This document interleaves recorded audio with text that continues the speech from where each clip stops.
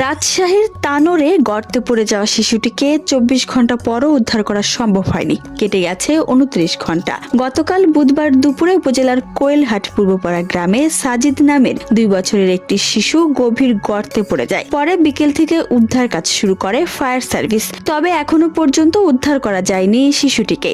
খোঁজ পাওয়া যায়নি শিশুটির অবস্থান সম্পর্কেও।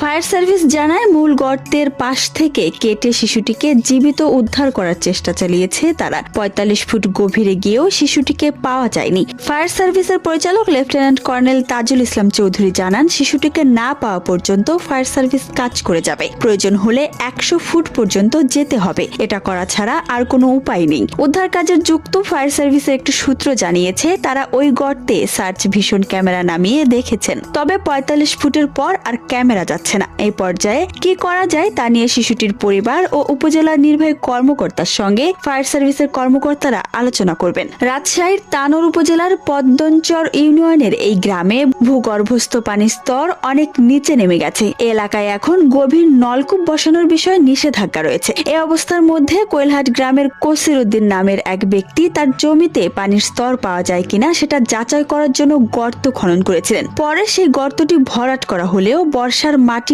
বসে গিয়ে নতুন করে গর্ত সৃষ্টি হয়। সেই গর্তেই শিশুটি পড়ে যায়। ঘটনাস্থলের পার্শ্ববর্তী চাঁপাইনবাবগঞ্জ সহ রাজশাহী ফায়ার সার্ভিসের ৩টি ইউনিট কাজ করে। তাদের সঙ্গে যোগ দেয় পুলিশ ও সেনাবাহিনী। তবে ৪০ ফুট পর্যন্ত গিয়েও শিশুটিকে পাওয়া যায়নি। ধারণা করা হচ্ছে শিশুটি আরো গভীরে চলে গেছে।